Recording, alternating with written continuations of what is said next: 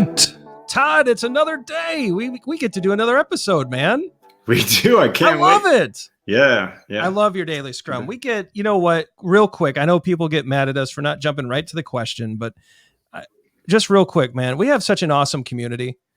So many great questions. They're answering each other's questions. I love y'all. You're doing great work out there in the comments section. You're helping us out. You're asking great questions. You're keeping it going. So thank you. This is a pure joy, and it's growing into something we never expected. Yeah, and I mean, I genuinely am excited to wake up and see comments. Yes, so it's pretty fun. Yep. It's very cool. And so today, just wanted to get that out of the way and make sure you all know that we're watching. We appreciate what you're doing. It's turning into this really cool community. Keep sharing it with your friends and your colleagues. Let's keep it growing. It's just fun to see this evolve and change. Today, Todd, we have a fun question. You didn't ask me how I was doing today. No, I don't care. No, Todd, I'm sorry. Hold on. That's my thing for this week. Todd, how are you doing today? I am dangerously close to being fabulous, Ryan. Todd, you're fabulous. You're there. That's my thing for this week, to have a good. Okay, yeah, good topic. Buddy, okay, here we go. How should a Scrum team handle spikes? So can we define spike real quick? Yeah, let's do that. I think that's a great way to start this. Is what is a spike? Because we're getting into jargon and lingo, right? So a spike, I see a spike as some kind of technological experiment that a team runs to see if option A is better or worse than option B, C, D, how many ever options we're looking at, right? It's designed to be an experiment to test a hypothesis to make a choice. Is that fair? I think so. All right. So with that kind of knowledge acquisition. Right. I like it. So with that kind of definition, Todd, how should a Scrum team handle spikes? I got a hot take. Hot take. I love hot takes. Let's roll. That spikes are an anti-pattern. Ooh. Tell me more. Yeah. So why are we talking about this, right? So we're talking about spikes. We're talking about doing knowledge acquisition. Why not just in sprint planning say we need some time to do it?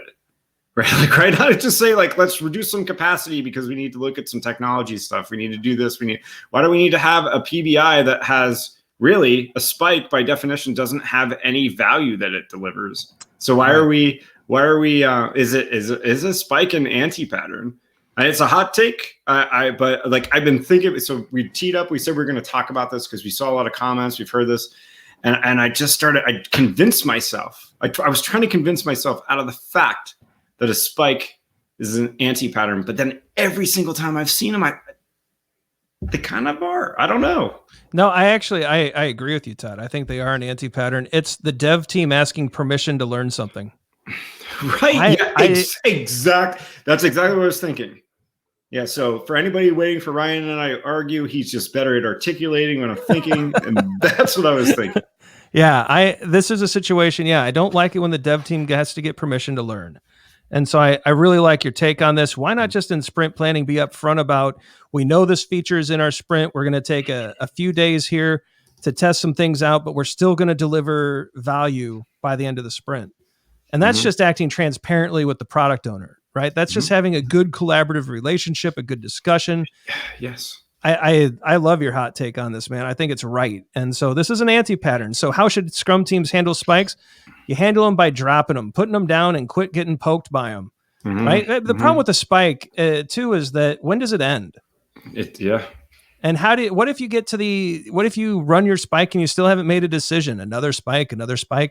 We've seen this pattern play out over and over and over. So drop the spikes. Be transparent with your product owner about what you do know and about what you don't know, how you're going to go about making the decision. And by the end of that sprint, make the call and ship some value. Yeah. Stop stepping on spikes. They hurt your feet. I love it. Right? Todd, I think we've covered it, man. I think we have too. I feel good about it. I feel pretty great about the take that we have on it. And so there it is. Let us know in the comments below. Right? Let us know if you disagree. Tell us your take on spikes. Maybe we've missed something. Maybe the hot take is misplaced. We'd love to hear that. Let us know your questions as well. Keep the questions coming. Check out the socials. Hit that like and subscribe button. Watch the videos we provide below. Maybe they'll help you out as well. But you know what? Go forward. Have a great day. Scrum on. And we'll see you tomorrow. Cheers.